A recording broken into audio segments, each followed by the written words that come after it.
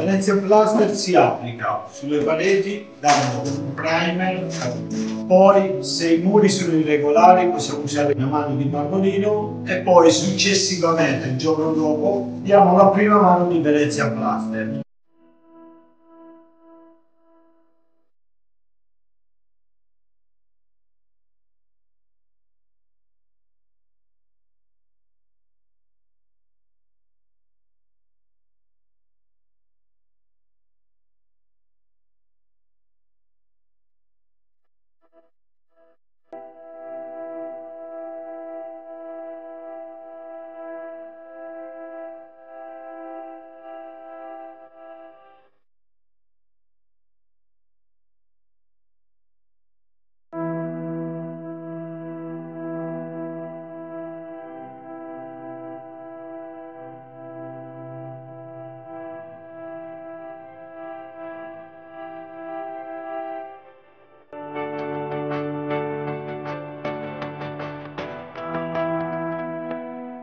Attendiamo dalle 8 ore fino a 10 ore per l'altra mano. Dopodiché diamo la seconda mano, una volta che è asciutto bene il fuoco.